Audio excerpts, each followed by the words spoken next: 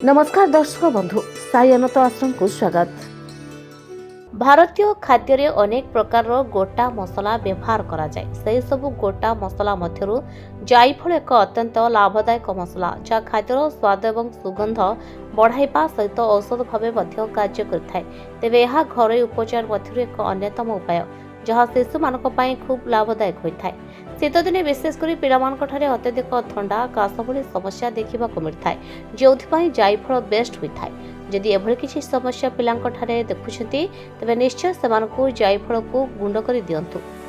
किछि दिन परे सकारात्मक प्रभाव देखि पारिबे।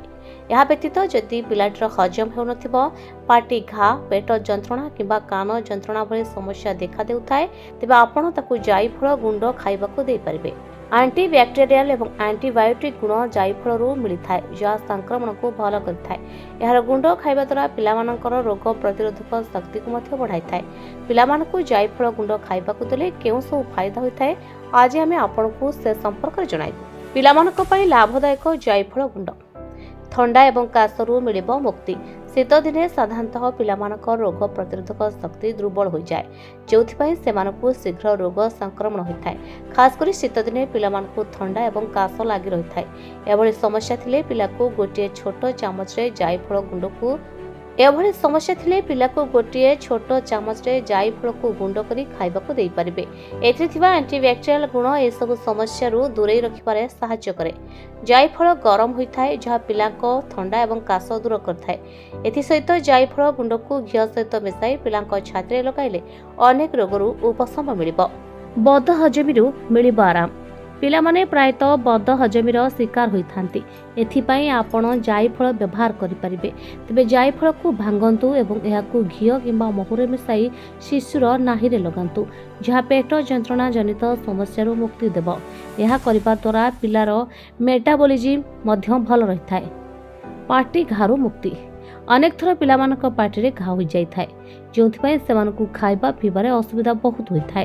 पिलांको पाटिरे घा होइतिले तांकु जायफल गुंड खाइबा पई दियंतु। जायफल एवं मिश्री खंड को मिश्रण करी पिलांकु दियंतु। एहा पेट को ठंडा करिबो एवं पाटिरे होइतिबा घा को भल करिदबो।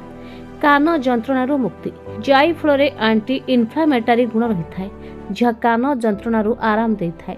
जायफल को ग्राइंड करी कान पछरे मध्य लगाई परिबे। सोरिष तेल रे जायफल मिसाई पिलांको कान रे लगाइबा द्वारा यह तुरंत जंत्रणारू मुक्ति देव। भोक बढ़ी जाए।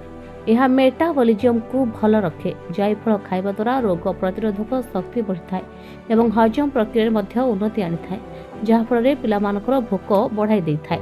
धन्यवाद। तमे पुओ को नहीं कि बाबा पाख आसला परे आपनकर कोन परिवर्तन हेछि? पुओर जो गोड़ हाथ फाटुतला तार भी कोन परिवर्तन हेछि? हाँ मो एमती जड़े सांग पिला शुणिकी आपण पाक आसली किंतु आसला मो पुओ दीर्घ 7 वर्ष है जो कष्टा भोगुला मोर हृदबोध हो 7 दिन गला भाया लगे तेणुक बहुत सल्व हो जाए। बाबा को कोटि कोटि प्रणाम आ महावीर पंचमुखी महावीर हनुमान को मो स्वामी जहाँ कहले मुझे से कहूँ चाहूँगी तथा मोर अलग अनुभूति।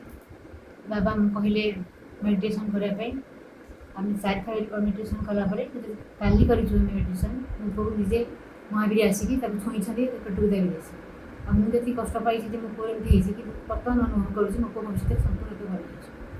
अच्छा पुओ एडी आसिले परे मोर जति माने कष्ट थिला मो आगुरु जमा चली पारुनथली एडी जति सप्ताह भीतर आसिलिनी माने मते एते भल लागुची मो चली होछु बुली होछु खेली होछु सब भल लागुची आगु मु किछि करै